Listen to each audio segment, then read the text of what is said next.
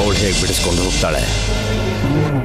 ಆ ಗುರುಗಳು ಹೇಳ್ದಾಗೆ ತಾಯಿ ಹಾಲು ತಗೊಂಡು ನೈನ್ ಇಲ್ಲಿಗೆ ಬರ್ತಾ ಇದ್ದಾಳೆ.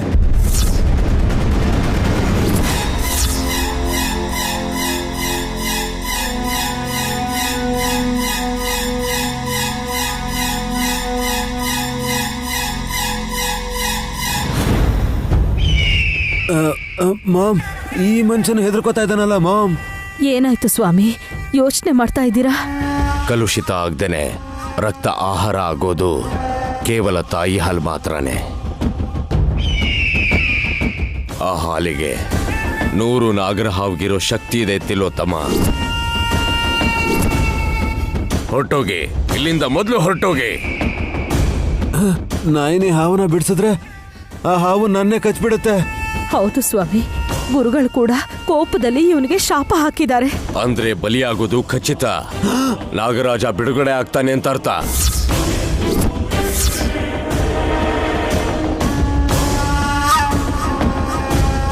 ಹೊರಟೋಗಿ. ಕೋಪಗೊಂಡಿರೋ ನಾಗರಾಜನ್ನ ಎದುರಿಸುವಂತಹ ಶಕ್ತಿ ನನ್ನ ಹತ್ರನೂ ಇಲ್ಲ. ಅಯ್ಯೋ ಸ್ವಾಮಿ, ಸ್ವಾಮಿ, ಸ್ವಾಮಿ, ಸ್ವಾಮಿ, ಅಖಂಡ ಸ್ವಾಮಿ. ಮಾಮ್, ಯಾರು ಮಾಮ್ ಹೆದರ್ಬೇಕಲ್ಲ ಸ್ವಾಮಿ? ಮಾಮ್, ಓಡೋಗೋಣ ಬನ್ನಿ ಮಾಮ್. ಏಯ್, ಸಾವು ತಪ್ಪಿದ್ದಲ್ಲ ಅಂದಮೇಲೆ ಸಾಹಸ ಮಾಡಲೇಬೇಕು. ಅಷ್ಟಕ್ಕೂ ಈ ಮಡಿಕೆಯಿಂದ ನಾಗರಾಜನ್ನ ಹೇಗೆ ಆಚೆ ತೆಗಿತಾಳೆ ಅಂತ ನೋಡೋಣ.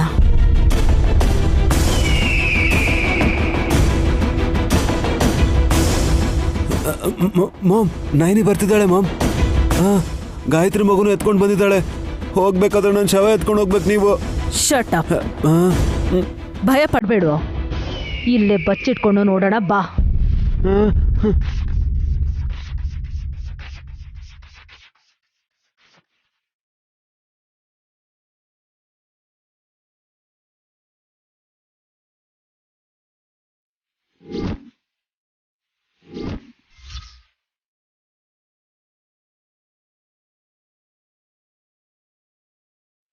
ದೊಡ್ಡ ಬೊಟ್ಟಮ್ಮ ಹೇಳ್ತಾಕೆ ಈ ಹಾಲೇ ನನ್ನನ್ನು ಇಲ್ಲಿ ಕರ್ಕೊಂಬಂತು. ನಾಗರಾಜ, ನಿನ್ನನ್ನ ಈ ಮಡಿಕೆಯಲ್ಲಿ ಬಂಧಿಸಿಟ್ಟಿದಾರಾ?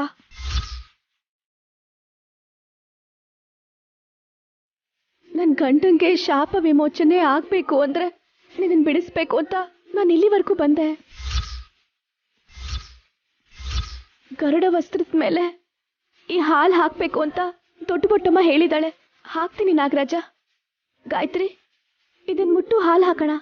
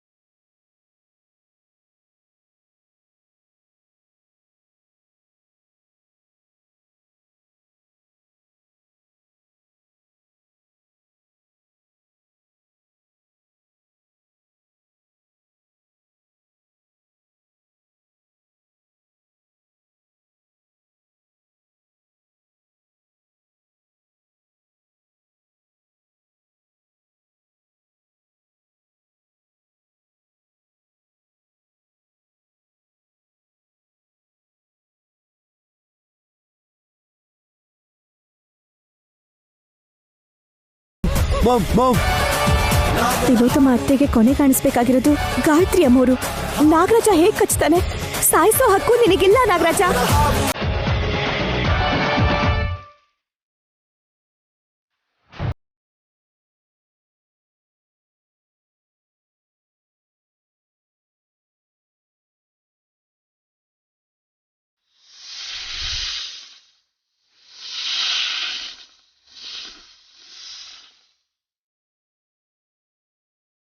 ತಿಲೋತ್ತಮ ಅತ್ತೆ ನಿನ್ನ ಬಂಧಿಸಿದ್ರು, ನಿನಗೆ ಹಿಂಸೆ ಕೊಟ್ಟಿದ್ರು. ಅವ್ರ ಪ್ರಾಣ ತೆಗೆಯೋ ಹಕ್ಕು ನಿನಗಿಲ್ಲ.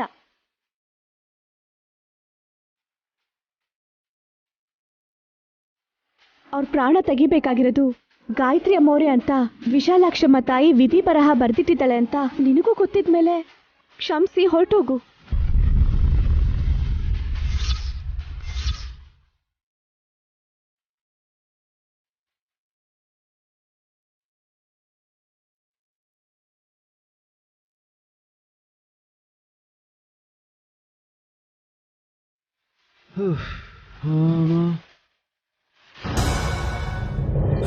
ಥ್ಯಾಂಕ್ಸ್ ನೈನಿ. ನೀನ್ ಬಂದಿಲ್ಲ ಅಂದಿದ್ರೆ ಮೊದಲು ನನ್ನ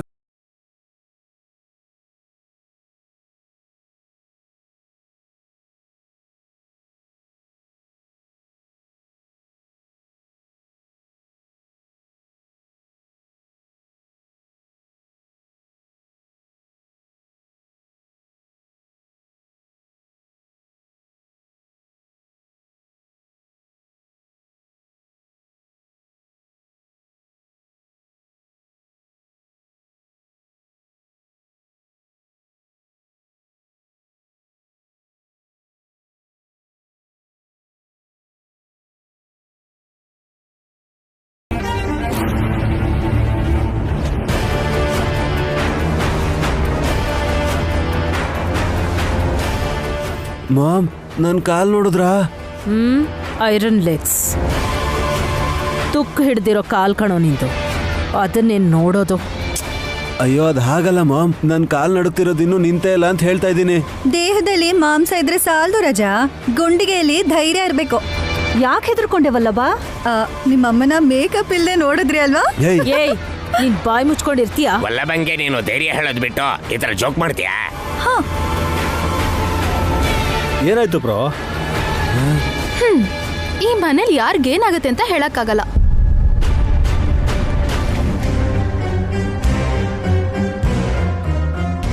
ಎಲ್ಲ ಒಳ್ಳೇದಕ್ಕೆ ಅನ್ಕೊಂಡ್ರೆ ಸಮಸ್ಯೆ ಕೂಡ ನಮ್ಗೆ ಅನುಭವ ಕೊಡ್ಸೋ ಅಂತ ಗುರು ಅನ್ಕೋಬೇಕು. ನಿನ್ನಷ್ಟು ಪಾಸಿಟಿವ್ ಆಗಿ ಯೋಚನೆ ಮಾಡೋ ಮನ್ಸು ನಮ್ಗೆಲ್ಲ ಬಿಡಾಕ. ನಿನಗೆ ಮನಸ್ಸ ಇಲ್ಲ ಕಣೆ. ಇದ್ದಿದ್ರೆ ಸ್ವಲ್ಪ ಹಾಲಾದ್ರೂ ಕೊಡ್ತಾ ಇದ್ದೆ ನೀನು. ನನ್ನೇನ್ ಹಸು ಅಥವಾ ಎಮ್ಮೆ ಅನ್ಕೊಂಡಿದೀರಾ? ಅವಕ್ಕೆ ಯಾಕೆ ಹೋಲ್ಸ್ಕೋತೀಯಾ? ಇಲ್ ನೋಡಿ, ನೀವ್ ಹೀಗ್ ಮಾತಾಡಿದ್ರೆ ನನ್ಗೆ ಸಾಕ್ ನಿಲ್ಸೆ. ಯಾವಾಗ ನೋಡಿದ್ರು ಕೂಗಾಡೋದೆ, ನಿಧಾನವಾಗಿ ಮಾತಾಡಕ್ಕೆ ಬರಲ್ವಾ?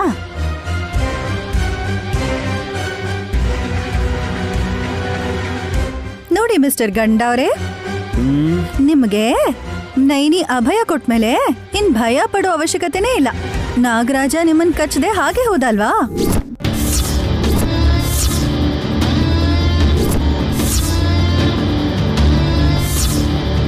ಏನಂದ್ರೆ ಹಾವು ಬರೋದು, ಹೆಡೆ ಎತ್ತೋದು, ನೈನಮ್ಮ ಹೇಳಿದಕ್ಕೆ ಆ ಮಾತು ಒಪ್ಕೊಂಡು ತನ್ನ ಪಾಡಿಗೆ ಹೋಗಿದ್ದು ಇಷ್ಟೊಂದೆಲ್ಲ ನಡೀತಾ?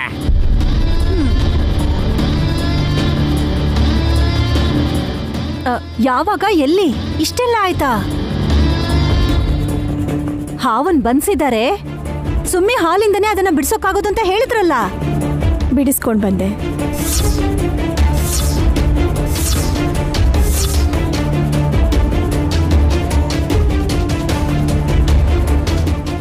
ನಿಜಾನ ಅತ್ಗೆ? ಅಂದ್ರೆ ವಿಶಾಲ್ ಬ್ರೋಗೆ ಶಾಪ ವಿಮೋಚನೆ ಆಗ್ಬಿಡುತ್ತೆ ಅಂತ ಆಯ್ತು.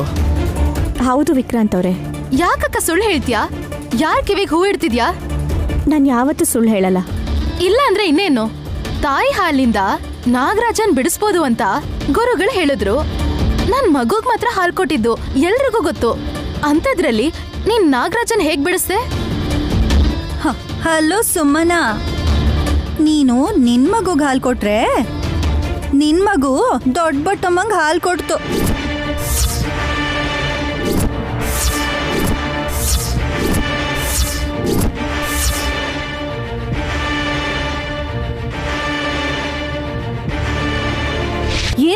ಇದೆಯಾ ನೀನು? ಹಾಲೇನ್ ಒಡವೆನಾ ವೈಡೂರ್ಯನಾ ಅಥವಾ ಅದೇನಾದ್ರೂ ದುಡ್ಡ ಕಳ್ತನ ಮಾಡೋದಿಕ್ಕೆ? ಸೂಟ್ ಕೇಸಲ್ಲೋ ಬೀರುನಲ್ಲೋ ಅಟ್ಟದ ಮೇಲೋ ಇದ್ರೆ ತಗೋಬಹುದು. ತಾಯಿ ಹಾಲು ತಾಯಿ ಮಾತ್ರನೇ ಕೊಡಕ್ಕಾಗೋದು.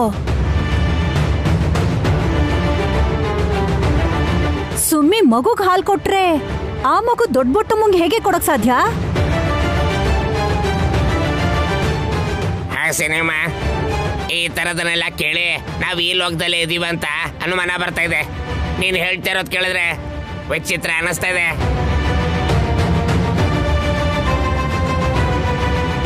ಮ್ಯಾಜಿಕ್ ಏನಾದ್ರು ಆಯ್ತಾ ಆತಗೆ? ಗಂಡನ್ನ ಕಾಪಾಡ್ಕೋಬೇಕು ಅಂತಿರೋ ಹೆಂಡತಿ ಎಂಥ ಸಾಹಸಕ್ಕೆ ಬೇಕಾದ್ರೂ ಕೈ ಹಾಕ್ತಾಳೆ ಅನ್ನೋದಕ್ಕೆ ಇದೇ ಉದಾಹರಣೆ ವಿಕ್ರಾಂತ್ ಅವರೇ.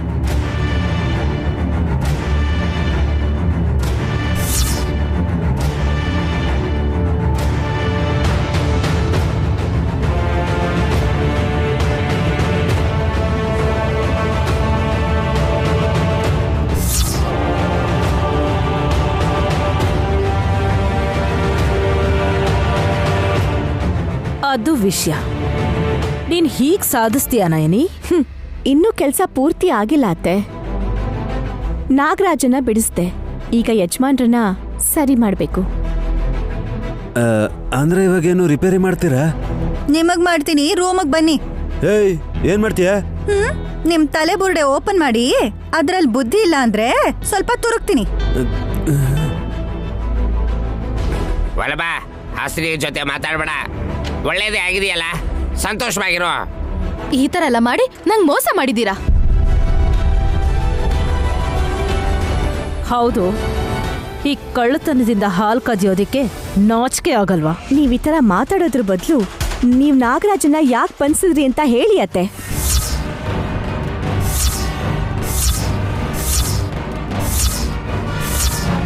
ಏನತ್ಗೆ ಆ ಹಾವ್ನ ನೀವ್ ಬಂದ್ಸಿದ್ರಾ? ಹಾ, ಅದನ್ ಬಿಡ್ಸದ್ಮೇಲೆ ನನ್ನನ್ ಕಚ್ಚೋಕ್ ಬಂತು. ಹಾ, ನೈನಿ ಅಡ್ಡ ಬಂದಿದ್ದೆ, ಅದ್ರ ಪಾಡ್ಗ ಅದು ಹೊಟ್ಟೋಯ್ತು.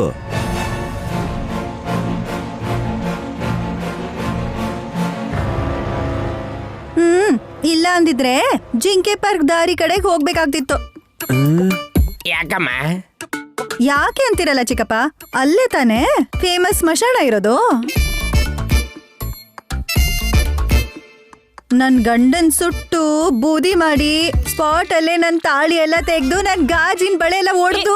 ನಿನ್ ಕೈ ಮುಗಿತಿ, ನಿಲ್ಸೆ ಪ್ಲೀಸ್. ಆ ವಿಷಯನ ಅಷ್ಟು ಹ್ಯಾಪಿಯಾಗಿ ಹೇಳ್ತಿದ್ಯಲ್ಲೇ ಹಾಸ್.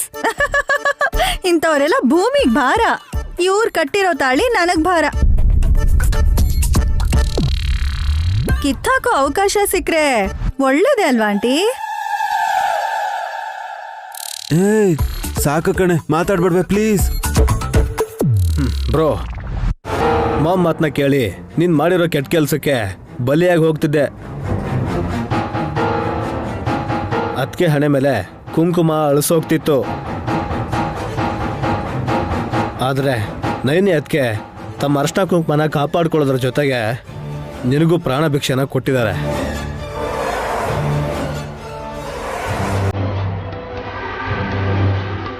ಅದು ಕೂಡ ನನಗ್ ಮೋಸ ಮಾಡಿದ್ದಾರೆ. ನಿನ್ನಂತವರು ಈ ವಿಷಯದಲ್ಲೆಲ್ಲ ಮಾತಾಡಬಾರ್ದು. ವಿಕ್ರಾಂತ್ ಅವರೇ, ಗಲಾಟೆ ಬೇಡ. ಮುಂದೆ ಏನ್ ಮಾಡ್ಬೇಕು ಅಂತ ಯೋಚಿಸ್ಬೇಕು. ನೈನಿ, ನಾಳೆ ವರಮಹಾಲಕ್ಷ್ಮಿ ವ್ರತ ಮಾಡೋಣ. ಅಮ್ಮನವ್ರ ದಯೆಯಿಂದ ನಿನ್ ಕಷ್ಟ ಎಲ್ಲ ತೀರ್ ಹೋಗುತ್ತೆ. ಹೌದಕ್ಕ, ಹೋದ್ವಾರ ಮಾಡಕ್ಕಾಗ್ಲಿಲ್ಲ. ಶ್ರಾವಣ ಮಾಸದಲ್ಲಿ ಕಡೆ ಶುಕ್ರವಾರ ಆಗಿರೋ ನಾಳೆ ವ್ರತ ಮಾಡೋಣ. ಒಳ್ಳೇದಾಯ್ತು.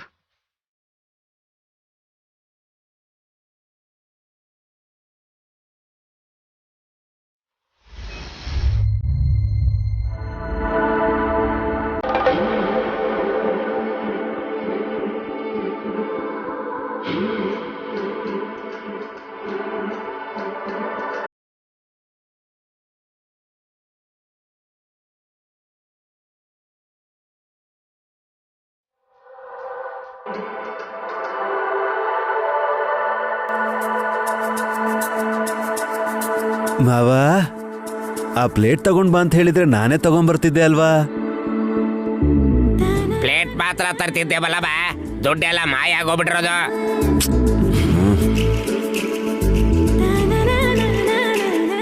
ಹಾ ಕರೆಕ್ಟಾಗಿ ಹೇಳಿದ್ರಿ ಚಿಕ್ಕಪ್ಪ. ನನ್ ಕಳ್ಳಗಂಡ ಇಂಥ ಕೆಲ್ಸದಲ್ಲೆಲ್ಲ ಎತ್ತಿದ ಕೈ. ಏಯ್, ಅವಳಗ್ ಗೊತ್ತಿಲ್ವೋ ನಾವೇನ್ ಕದ್ದಿದೀವಿ ಅಂತ?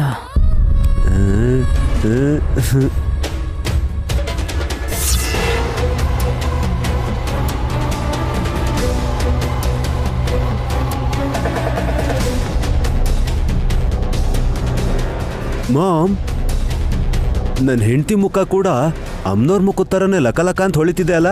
ಕೋಟ್ಯಾಂತರ ಆಸ್ತಿ ತನ್ನ ಹೆಸರಲ್ಲಿರೋವಾಗ ಗ್ಲಾಮರ್ ಆಟೋಮೆಟಿಕ್ ಆಗಿ ಬರುತ್ತೆ. ಮತ್ತೆ ನೈನಿ ಕತೆ? ಗಂಡನ್ಗೆ ಹಾಗಾಗಿದ್ರೂ ಕೂಡ ಸಂತೋಷವಾಗಿ ಪೂಜೆ ಮಾಡ್ತಿದ್ದಾಳೆ ಅಂತಾನ? ಅದೇ ಅಲ್ವಾ ಮತ್ತೆ.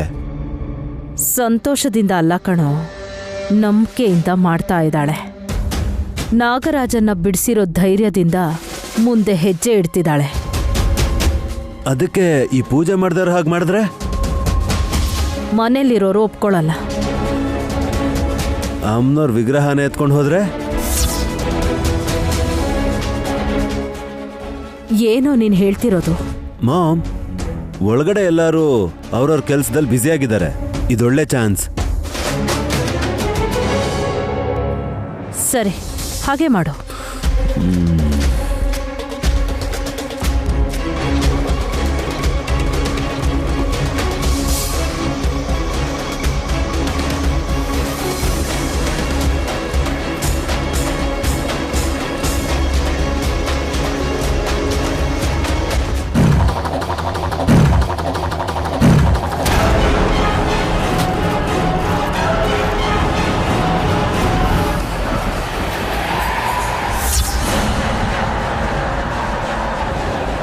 ಡೆಕೋರೇಷನ್ ಚೆನ್ನಾಗಿ ಮಾಡಿದ್ದಾರೆ. ಅದಕ್ಕೆ ಅಕ್ಕ ಚಿಕ್ಕಮ್ಮ ಕೂಡ ಹೆಲ್ಪ್ ಮಾಡಿದ್ರು. ಭಜನೆ ಮಾಡಕ್ ಬರಲ್ಲ, ಆದ್ರೆ ಈ ತರ ಅಲಂಕಾರಗಳನ್ನ ಮಾತ್ರ ಸೂಪರ್ ಆಗಿ ಮಾಡ್ತೀನಿ ವಿಕ್ಕಿ. ಅದ್ ಸರಿ, ಮಂಟಪಕ್ಕೆ ಯಾಕೆ ಬಟ್ಟೆ ಕಟ್ಟಿದ್ದೀರಾ? ಡಮ್ಮೋ ಡಮ್ಮ, ಏನು ಗೊತ್ತಿಲ್ದಿರೋ ತರ ಯಾಕೆ ಹೇಳ್ತೀರಾ? ಮಾಮ್, ಡಮ್ಮಕ್ಕ ಏನಾದ್ರು ನೋಡಿರ್ತಾಳ? ಕುತೂಹಲದಿಂದ ಕೇಳ್ದೆ ಡಮ್ಮಕ್ಕ. ಪೂಜೆಗೆಲ್ಲ ಏರ್ಪಾಟ್ ಮಾಡಿದ್ಮೇಲೆ ವಸ್ತ್ರನ ತೆಗೆದ್ರೆ ಅಮ್ನೋರು ಅಲಂಕಾರದಲ್ಲಿ ಎದ್ದು ಕಾಣಿಸ್ತಾರೆ ಅಂತ. ಆಹಾ,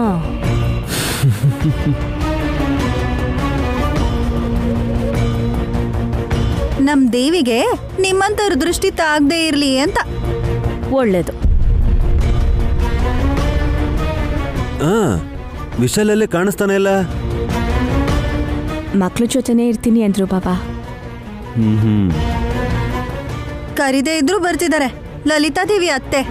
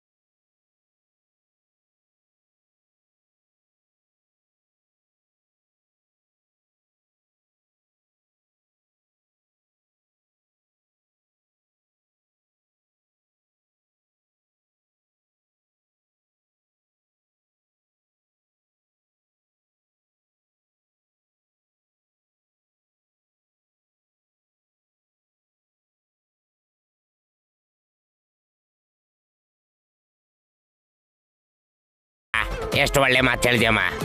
ಲಲಿತಕ್ಕ ಬಂದ್ರೆ ಮನೆ ಕಳೆನೇ ಹೆಚ್ಚತ್ತೆ.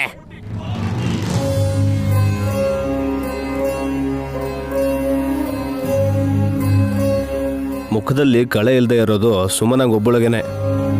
ಎಷ್ಟ್ ಚೆನ್ನಾಗಿ ರೆಡಿ ಆಗಿದ್ರು ನಿಮ್ ಕಣ್ಣಿಗೆ ಹಾಕಿ ಕಾಣಿಸಿದ್ರೆ ನಾನೇನ್ ಮಾಡ್ಲಿ? ನೀನೇನು ಮಾಡ್ಲಿಲ್ಲ ಅಂದ್ರೇನೆ ಒಳ್ಳೇದು. ಏಯ್, ಸೈಲೆಂಟ್ ಆಗಿರೋ.